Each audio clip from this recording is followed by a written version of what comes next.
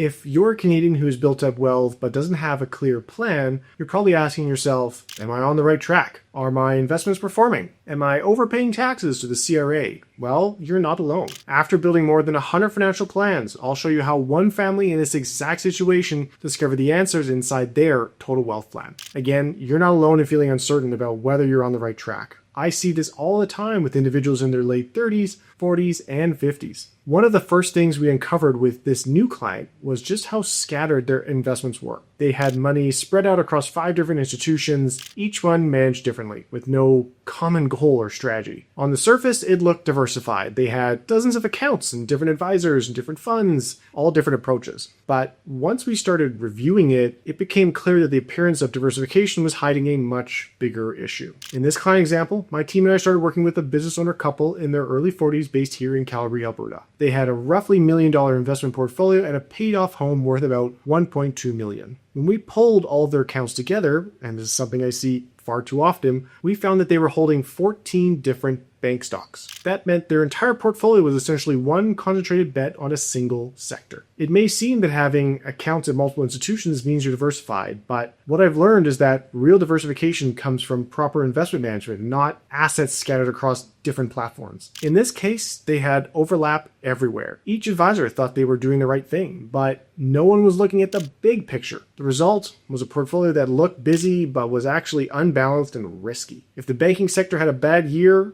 so would every one of their accounts. And beyond that, when accounts aren't coordinated, you don't actually know your true risk, your asset allocation mix, or even what you're paying in fees. It feels diversified, but in reality, it's disorganized. Once we saw the full picture, we consolidated their accounts, reduced their banking exposure dramatically, and built a properly constructed portfolio that aligned with their risk tolerance and financial goals. For the first time, they could see exactly what they owned and why. And that clarity changed everything. It's kind of like having 3 personal trainers all giving you different workout plans. You will be working hard, but you're pulling in different directions, and you'll never get the results you should. For this family, once we pulled everything into one coordinated plan, they could finally see the bigger picture. And that's when real clarity came into view. And that was just the beginning. Once we organized our portfolio, the real surprise came from seeing the totality of their investments in one place and their long-term financial projections. If we haven't met, I'm Sheldon, a wealth advisor working with affluent Gen X and millennials who've accumulated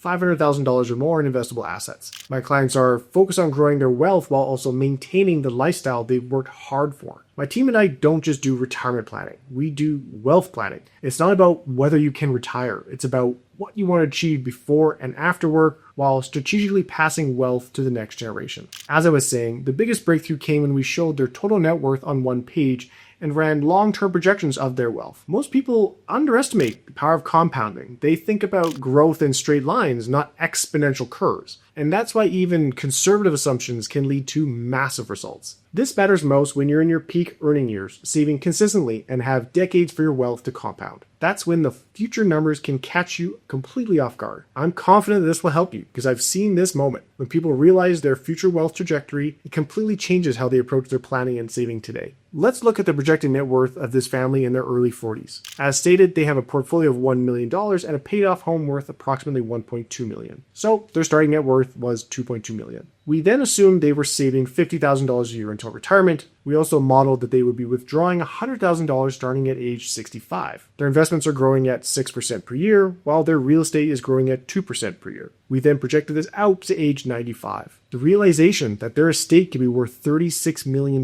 completely shifted how they thought about taxation, estate planning, and saving for retirement. It's like planting a tree in your 40s and expecting it to grow a little taller each year, only to realize that with proper planning, it becomes 100 feet tall by the time you're passing your estate to the next generation. The conversation then shifted from when can I retire to what do I really want to do now in the next 5 to 10 years in retirement, and how do I want to pass this legacy to my kids. We also uncovered that they were incurring unnecessary taxation because of how their non-registered accounts were invested. Here's what I know works. When you align the right investments with the right accounts, you improve after-tax returns without adding risk. It's like filling up a high-performance car with the wrong fuel. It'll still run, but not nearly as efficiently. Another big area was retirement income. They just assumed that they'd be drawing from their RSPs or RIFs in their 70s, but that strategy would have created a massive tax bill later on. Sequencing withdrawals properly smooths out income, reduces the potential for OAS clawbacks, and helps avoid big spikes when rifts kick in at age 72.